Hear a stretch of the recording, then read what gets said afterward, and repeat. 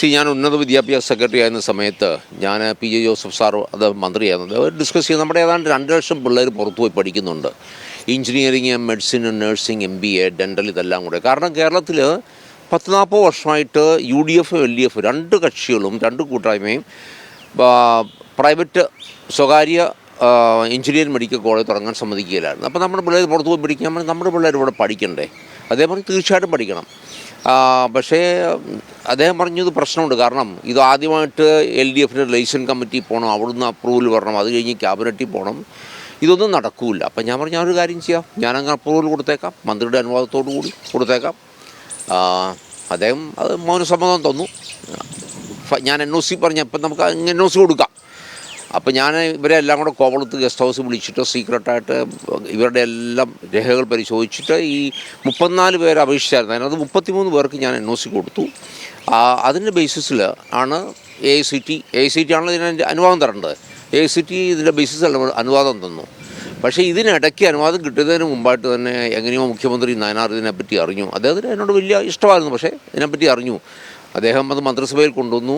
എന്നെ സസ്പെൻഡ് ചെയ്യണമെന്ന് അദ്ദേഹം പറഞ്ഞു. ജീവിത വിജയത്തിന് ചില കാര്യങ്ങൾ അത്യാവശ്യമാണ്. അത് എന്തൊക്കെയാണെന്ന് തൻ്റെ പുതിയ പുസ്തകത്തിലൂടെ വിശദീകരിക്കുകയാണ് മുൻ IAS ഓഫീസറും കേന്ദ്രമന്ത്രിയുമായിരുന്ന അൽഫോൺസ് കണ്ണന്താനം. അദ്ദേഹം മീഡിയാവിനോടൊപ്പം ചേരുകയാണ്. സാർ നമസ്കാരം. The winning formula 52 ways to change your life. ഈ പുസ്തകത്തിൽ ചില പൊടിക്കൈകൾ, ജീവിത വിജയത്തിന് വേണ്ടിയുള്ള ചില പൊടിക്കൈകൾ താങ്കൾ പറയുന്നുണ്ട്. എന്തൊക്കെയാണെന്ന് വിശദീകരിക്കാം.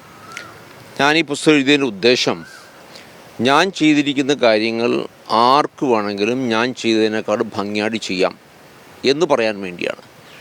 നമ്മുടെ ജനങ്ങൾക്കൊന്നും ആത്മവിശ്വാസമില്ല. എനിക്കിത്ര ബുദ്ധിയുള്ളൂ, എനിക്കാണെങ്കിൽ 45% കിട്ടിയുള്ളൂ 10ാം ക്ലാസ് പരീക്ഷയിൽ. ഞാൻ അവിടുന്ന് ഒരു IAS ടോപ്പറായി. ഞാൻ ടൈം മാസികയുടെ ലോക നേതാക്കന്മാരുടെ 100 ലോക നേതാക്കന്മാർ ലിസ്റ്റിൽ വന്നിരുന്നു. ഏറ്റവും നല്ല കളക്ടർക്കുള്ള അവാർഡ് കിട്ടി, ഏറ്റവും നല്ല MLAക്കുള്ള അവാർഡ് കിട്ടി, കേന്ദ്രമന്ത്രിയായി. അപ്പം ഞാൻ ചെയ്ത കാര്യങ്ങൾ, ഇപ്പോൾ ഡൽഹിയിലാണ് കമ്മീഷണറായിട്ട് ഞാൻ 14,310 കെട്ടിടങ്ങൾ ഇടിച്ചു പൊളിച്ചു. ഒത്തിരി പുതിയ കാര്യങ്ങൾ കേരളത്തിൽ തന്നെ തുടങ്ങി ഉദ്യോഗസ്ഥ. ഇതെല്ലാം ഞാൻ ചെയ്ത കാര്യങ്ങൾ വേറെ ആർക്ക് വേണമെങ്കിലും ചെയ്യാം, പക്ഷേ ഇത് വേണമെന്ന് തീരുമാനിക്കണം. അത് പറയാൻ വേണ്ടിയാണ് ഈ പുസ്തകം എഴുതിയിരിക്കുന്നത്. ഒരു കോൺഫിഡൻസ് കൊടുക്കാൻ, ഒരു ആത്മവിശ്വാസം കൊടുക്കാൻ വേണ്ടിയാണ് ഈ പുസ്തകം എഴുതിയിരിക്കുന്നത്. അതോടൊപ്പം തന്നെ ഈ പുസ്തകത്തിൽ വളരെ ചർച്ച ചെയ്യപ്പെടുന്ന ഒരു വിഷയത്തെപ്പറ്റി താങ്കൾ പരാമർശിച്ചിട്ടുണ്ട്. അതൊരു വെളിപ്പെടുത്തലാണ്. അതായത് നയനാർ മന്ത്രിസഭയിൽ ഉന്നത വിദ്യാഭ്യാസ സെക്രട്ടറി ആയിരിക്കെ 33 എഞ്ചിനീയറിംഗ് കോളേജുകൾക്ക് മന്ത്രിസഭ അറിയാതെ ചില തീരുമാനമെടുത്തുള്ളത്. ആ സാഹചര്യം വിശദീകരിക്കണം. ഞാൻ ഉന്നത വിദ്യാഭ്യാസ സെക്രട്ടറി ആയിരുന്ന സമയത്ത് ഞാൻ പി ജെ ജോസഫ് സാർ അത് മന്ത്രിയായിരുന്നത് അവർ ഡിസ്കസ് ചെയ്ത് നമ്മുടെ ഏതാണ്ട് 2 ലക്ഷം പിള്ളേർ പുറത്തുപോയി പഠിക്കുന്നുണ്ട്. Engineering, medicine, nursing, MBA, dental ഇതെല്ലാം കൂടെ. കാരണം കേരളത്തിൽ 10-40 വർഷമായിട്ട് UDF, LDF 2 കക്ഷികളും 2 കൂട്ടായ്മയും പ്രൈവറ്റ് സ്വകാര്യ എഞ്ചിനീയറിംഗ് മെഡിക്കൽ കോളേജ് തുടങ്ങാൻ സമ്മതിക്കുകയില്ലായിരുന്നു. അപ്പോൾ നമ്മുടെ പിള്ളേർ പുറത്ത് പോയി പഠിക്കാൻ നമ്മുടെ പിള്ളേർ ഇവിടെ പഠിക്കണ്ടേ? അതേപോലെ തീർച്ചയായിട്ടും പഠിക്കണം. പക്ഷേ അദ്ദേഹം പറഞ്ഞത് പ്രശ്നമുണ്ട്. കാരണം ഇത് ആദ്യമായിട്ട് LDFൻ്റെ ലൈസൻസ് കമ്മിറ്റി പോകണം, അവിടുന്ന് അപ്രൂവൽ വരണം, അത് കഴിഞ്ഞ് ക്യാബിനറ്റിൽ പോകണം. ഇതൊന്നും നടക്കില്ല. അപ്പം ഞാൻ പറഞ്ഞു ഞാനൊരു കാര്യം ചെയ്യാം, ഞാനങ്ങ് അപ്രൂവൽ കൊടുത്തേക്കാം, മന്ത്രിയുടെ അനുവാദത്തോടു കൂടി കൊടുത്തേക്കാം. അദ്ദേഹം അത് മൗനസമ്മതം തന്നു. ഞാൻ NOC പറഞ്ഞപ്പോൾ നമുക്ക് NOC കൊടുക്കാം. അപ്പോൾ ഞാൻ ഇവരെ എല്ലാം കൂടെ കോവളത്ത് ഗസ്റ്റ് ഹൗസ് വിളിച്ചിട്ട് സീക്രട്ടായിട്ട് ഇവരുടെ എല്ലാം രേഖകൾ പരിശോധിച്ചിട്ട് ഈ 34 പേര് അപേക്ഷിച്ചായിരുന്നു. അതിനകത്ത് 33 പേർക്ക് ഞാൻ NOC കൊടുത്തു. അതിൻ്റെ ബേസിസിൽ ആണ് AICT ആണല്ലോ ഇതിന് അനുവാദം തരേണ്ടത്. AICT ഇതിൻ്റെ ബേസിസിൽ അനുവാദം തന്നു. പക്ഷേ ഇതിനിടയ്ക്ക് അനുവാദം കിട്ടുന്നതിന് മുമ്പായിട്ട് തന്നെ എങ്ങനെയോ മുഖ്യമന്ത്രി നയനാർ ഇതിനെപ്പറ്റി അറിഞ്ഞു. അദ്ദേഹത്തിന് എന്നോട് വലിയ ഇഷ്ടമായിരുന്നു, പക്ഷേ ഇതിനെപ്പറ്റി അറിഞ്ഞു. അദ്ദേഹം അത് മന്ത്രിസഭയിൽ കൊണ്ടുവന്നു. എന്നെ സസ്പെൻഡ് ചെയ്യണമെന്ന് അദ്ദേഹം പറഞ്ഞു. ഈ തീരുമാനം റദ്ദാക്കാനും തീരുമാനിച്ചു. അതിനെ കൊടുത്ത് NOC റദ്ദാക്കാൻ തീരുമാനിച്ചു. അപ്പോൾ പി ജെ ജോസഫ് സാർ പറഞ്ഞു, അദ്ദേഹം വിദ്യാഭ്യാസ മന്ത്രിയായിരുന്നു, പറഞ്ഞു അദ്ദേഹം അൽഫോൺസ് ചെയ്തത് ശരിയായിട്ടുള്ള കാര്യമാണ്, ഇത് കേരളത്തിന് ആവശ്യമാണ്, അതുകൊണ്ട് അത് ചെയ്യാൻ പറ്റൂല, ചെയ്താൽ അദ്ദേഹം മന്ത്രിസഭയിൽ നിന്ന് രാജിവെക്കുമെന്ന് പറഞ്ഞു.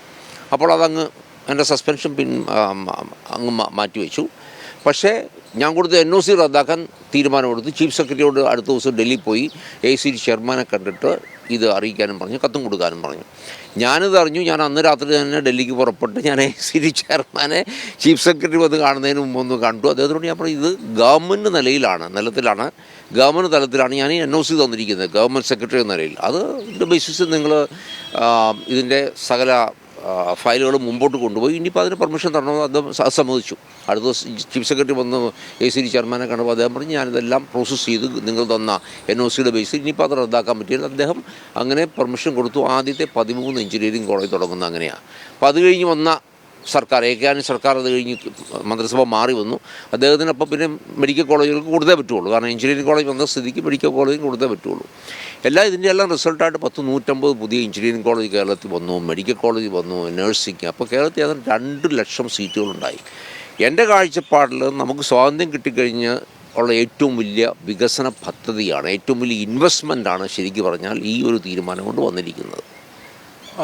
വിദ്യാർത്ഥികൾക്ക് കൂടുതൽ അവസരമുണ്ടായിട്ടുണ്ട്. അതായത് മറ്റു സംസ്ഥാനങ്ങളിലേക്ക് പഠിക്കാൻ പോകുന്ന വിദ്യാർത്ഥികൾ കേരളത്തിൽ തന്നെ പഠിക്കാൻ തുടങ്ങി. പക്ഷേ മന്ത്രിസഭ അറിയാതെ ഒരു തീരുമാനമെടുത്തത് നിയമപരമായി തെറ്റാണ്. പക്ഷേ അതോടൊപ്പം തന്നെ ഈ ഒരു നീക്കവുമായിട്ട് മുൻപോട്ട് പോകാനുള്ള സാഹചര്യം അങ്ങ് ഇപ്പോൾ വിശദീകരിക്കുകയുണ്ടായി. അപ്പോൾ അതിന് പിന്നിൽ ഏറ്റവും പ്രധാനമായിട്ട് അങ്ങ് കണ്ട കാര്യം എന്താണ്? അല്ല, നമ്മുടെ പിള്ളേർക്ക് അവസരം ഉണ്ടാകണം. വേറെ ലളിതമാണ്. നമ്മുടെ പിള്ളേർക്ക് അവസരം ഉണ്ടാകണം, അവരിവിടെ പഠിക്കണം. ഇതായിരുന്നു. അതിനപ്പുറത്ത് വേറെ ഒരു ചിന്തയില്ല. ഉന്നത വിദ്യാഭ്യാസ സെക്രട്ടറി എന്ന നിലയിൽ എൻ്റെ ഉത്തരവാദിത്വം എന്തായിരുന്നു? ഇവിടെ നമ്മുടെ പിള്ളേർക്ക് അവസരങ്ങൾ ഉണ്ടാക്കി കൊടുക്കുക. അത് ഞാൻ ചെയ്ത് എൻ്റെ പുസ്തകത്തിൻ്റെ ആ ചാപ്റ്ററിൻ്റെ അവസാനം ഞാൻ എഴുതിയിട്ടുണ്ട്. ഞാൻ ചെയ്തതുപോലെ വേറെ ഒരു ഉദ്യോഗസ്ഥൻ ചെയ്യാൻ ശ്രമിക്കരുതെന്ന് ഞാൻ പറഞ്ഞിട്ടുണ്ട്. കാരണം പണി പോകും എന്ന് ഞാൻ പറഞ്ഞിട്ടുണ്ട്. എനിക്കൊരു നല്ല മന്ത്രി ഉണ്ടായിരുന്നുകൊണ്ട് എന്നെ സസ്പെൻഡ് ചെയ്തില്ല, ഞാൻ രക്ഷപ്പെട്ടു പോയി. ഇടതുപക്ഷ സർക്കാരിൻ്റെ പ്രഖ്യാപിതമായിട്ടുള്ള ചില നയങ്ങൾക്കെതിരായിട്ടാണ് അങ്ങ് അന്ന് ആ ഒരു തീരുമാനമെടുത്തത്. പക്ഷേ അത് വിദ്യാർത്ഥികൾക്ക് വളരെ നല്ല നിലയിൽ പിൽക്കാലത്ത് ഉപകാരപ്പെടുകയും ചെയ്തിട്ടുണ്ട്.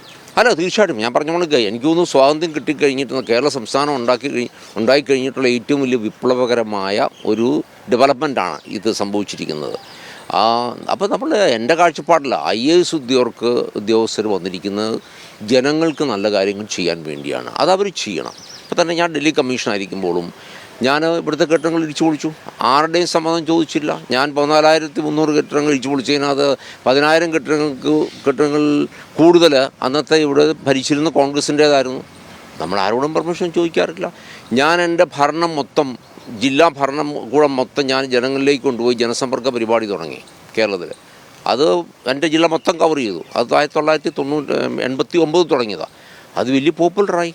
അപ്പോൾ നമുക്ക് ജനങ്ങൾക്ക് എന്ത് വേണോ അതനുസരിച്ച് നമ്മൾ ചെയ്യുക, പ്രവർത്തിക്കുക. ഇതാണ് IAS ഉദ്യോഗസ്ഥൻ്റെ ഉത്തരവാദിത്വം. ഞാൻ അതിലേക്ക് വരികയായിരുന്നു. ഈ ജനസമ്പർക്ക പരിപാടി താങ്കളുടെ ആദ്യ പുസ്തകത്തിൽ, താങ്കൾ മുൻപെഴുതിയ പുസ്തകത്തിന് അത് ജനസമ്പർക്ക പരിപാടി താങ്കൾ IAS ഓഫീസർ ആയിരിക്കും സമയത്ത് തുടങ്ങിയെന്നുള്ള കാര്യത്തെപ്പറ്റി താങ്കൾ പറയുകയുണ്ടായി. പക്ഷേ പിൽക്കാലത്ത് ഉമ്മൻചാണ്ടി സർക്കാരിൻ്റെ ആ ഒരു സമയത്താണ് കൂടുതൽ പോപ്പുലൈസറായത്, അല്ലേ? അല്ല, അത് നല്ല കാര്യമാണ്. ഞാൻ അതെങ്ങനെ തുടങ്ങിയെന്ന് ഞാൻ പറയാം. അത് വലിയൊരു കഥയാണ്. ഒരു ദിവസം ഒരു 80 വയസ്സുള്ള ഒരു അമ്മ വന്നിട്ട് പറയാം, എന്നെ ഷൗട്ട് ചെയ്തു. ഞാനിത് 3ാമത്തെ പ്രാവശ്യം കളക്ടറെ കാണാൻ വരുന്നത്. അത് രാവിലെ 6 മണിക്ക്. കളക്ടർ എവിടെയായിരുന്നു? 2 പ്രാവശ്യം വന്നപ്പോൾ കാണാൻ പറ്റിയില്ല. എനിക്ക് 3 ബസ് മാറണമായിരുന്നു.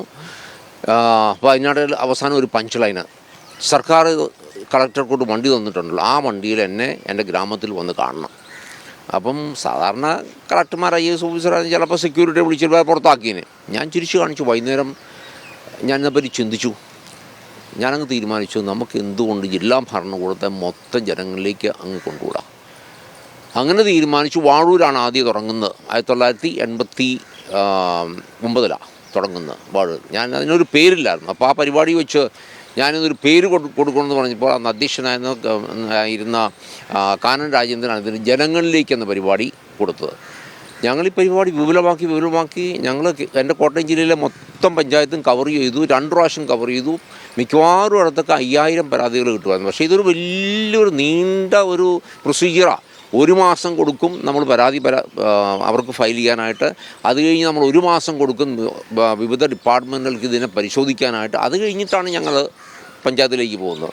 ഇത് വലിയ ലോകപ്രസിദ്ധമായി. ഇതിന് ഞാൻ പിന്നെ കളക്ടർ സ്ഥാനത്ത് നിന്ന് മാറിക്കഴിഞ്ഞപ്പോഴത്തേക്ക് അടുത്ത കളക്ടർ വന്നപ്പോൾ ഇതങ്ങ് നിർത്തി. പിന്നെ ഉമ്മൻചാണ്ടി സാറ് മുഖ്യമന്ത്രി ആയപ്പോൾ എന്നെ വിളിച്ച് ചോദിച്ചു. ഇങ്ങനെ അദ്ദേഹം എൻ്റെ പല പരിപാടികളിലും പങ്കെടുത്തിട്ടുണ്ടായിരുന്നു, ജനസമ്പർക്ക പരിപാടികൾ. ചോദിച്ചു ഇതിനെപ്പറ്റി ഒന്ന് വിശദമായിട്ട് തരണം. ഞാനപ്പോൾ പറഞ്ഞു കൊടുത്തു. അദ്ദേഹം ജില്ലാ തലത്തിലാണ് തുടങ്ങിയത്. അപ്പോൾ അദ്ദേഹം വളരെ ഭംഗിയായിട്ട് കാര്യം നടത്തി. അദ്ദേഹം ശരിക്കും പറഞ്ഞാൽ വലിയൊരു ജനസമ്മതനായത് ഈ ജനസമ്പർക്ക പരിപാടി കൊണ്ടാണ്. പക്ഷേ എൻ്റെ 1996 പുസ്തകത്തിൽ ഞാൻ ഈ ജനസമ്പർക്ക പരിപാടി എങ്ങനെ തുടങ്ങിയെന്ന് വിശദമായിട്ട് 8-10 പേജിൽ പറഞ്ഞിട്ടുണ്ട്. അപ്പോൾ ഇതിൻ്റെ എവിടെയാണ് തുടക്കമെന്നൊന്നും അതിനെപ്പറ്റി ആരും സംശയം പ്രകടിപ്പിക്കേണ്ട. കാരണം ഇത് പുസ്തകത്തിലുള്ളതാണ്. ഇന്ത്യ മാറ്റത്തിന് മുഴക്കമെന്ന 1996 പുസ്തകത്തിൽ വിശദമായിട്ട് എഴുതിയിട്ടുണ്ട്. എങ്ങനെ തുടങ്ങി, ഇതെങ്ങനെ പ്രവർത്തിച്ചു, എങ്ങനെ ജനങ്ങളിൽ നീതി നമുക്ക് കൊടുക്കാൻ സാധിച്ചു എന്നൊക്കെ വിശദമായിട്ട് പറഞ്ഞിട്ടുണ്ട്.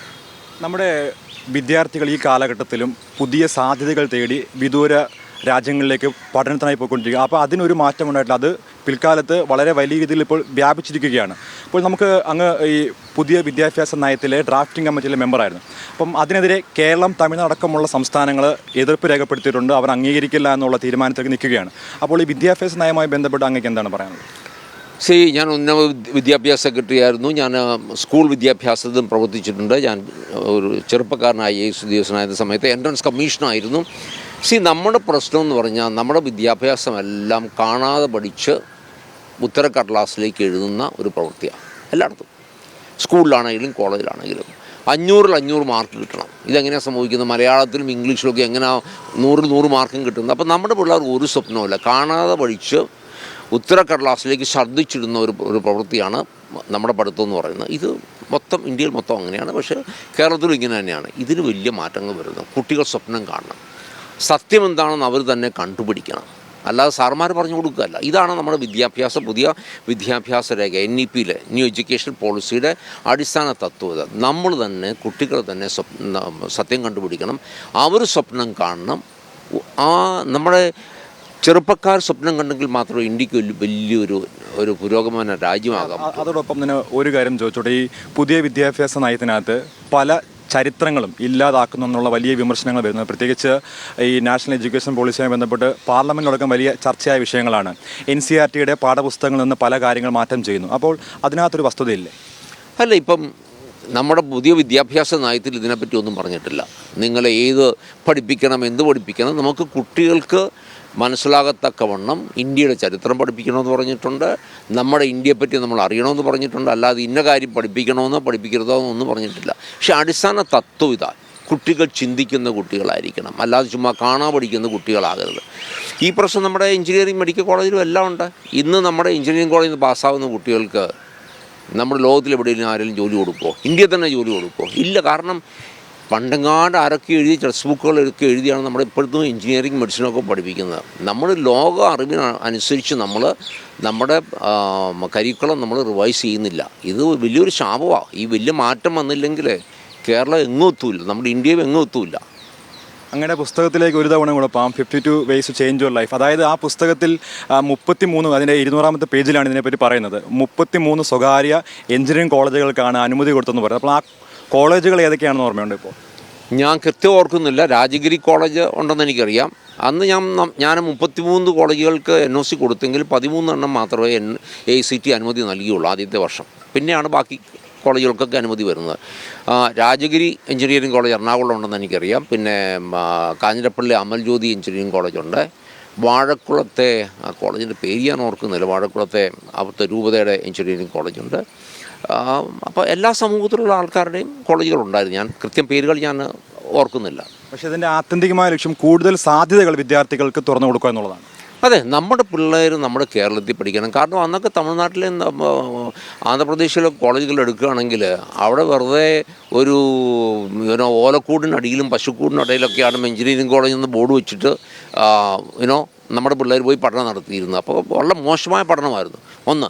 രണ്ടാമത്, എന്തുകൊണ്ട് കേരളത്തിൽ തന്നെ നമുക്ക് പഠിപ്പിച്ചുകൂടാ? എന്തുകൊണ്ട് ഇവിടെ തന്നെ അവസരം ഉണ്ടാക്കിക്കൂടാ? കാരണം ഇവിടെ ഇൻവെസ്റ്റ്മെൻറ്റ് വരുന്നു, ആളുകൾക്ക് ജോലി വരുന്നു. എത്രയോ ആയിരക്കണക്കിന് 10,000 ആൾക്കാർക്ക് ജോലി കിട്ടിയല്ലോ ഈ പ്രസ്ഥാനങ്ങളെല്ലാം വന്നുകൊണ്ട്.